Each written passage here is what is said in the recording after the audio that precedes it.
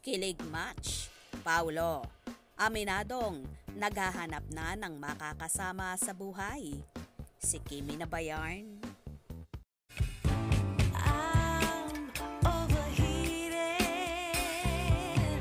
can hardly sleep at night, doing crazy dreaming.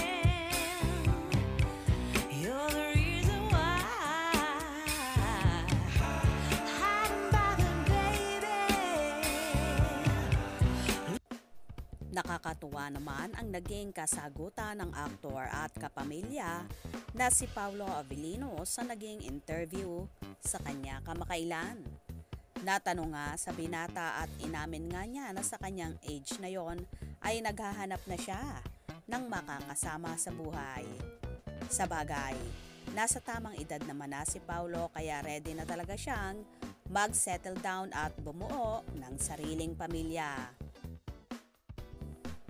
Ang tanong, si Kim Chiu na nga ba ang taong nahanap niya at handa na niyang iharap sa dambana balang araw?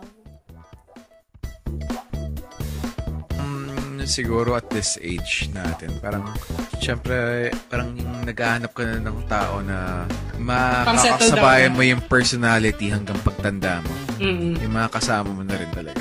So parang feeling ko pag kunwari ikaw nakakita ka ng ibang lalaki naka-drive mo sa lahat, tapos parang nakikita mo na ay puta, parang pwede akong tumanda. Mapapansin kasi nakakaiba ang galawan ng Kim Pao simula nang mag-taping sila sa second serye nilang What's Wrong with Secretary Kim, na kapag nasa set ay aakalain mo nga na naglalaro lamang at makikita mo sa dalawa na so happy at in love sa isa't isa. Lumalabas din kusa ang kanilang love language na hindi pa man sila umaamin sa totoong relasyon nila ay bakas na nga sa Kim Pao na may namumuo ng relasyon. So happy naman ang kanilang mga supporters na palaging nakikitang magkasama ang Chiu Pao na kahit sa mga endorsement ay napapalimit ang pagsasama nila. Ang hiling lang sana ng mga fanay ni Kimi, sana nga daw ay alagaang mabuti ni Paulo ang dalaga at sana daw ay sila na rin ang itinadhana.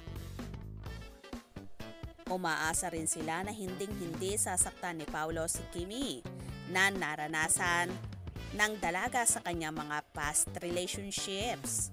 Siguro naman ay magtituno na si Paulo ngayon lalo na't nakita na niya kay Chinita Princess ang mga katangian na gustong-gusto niya sa isang babae.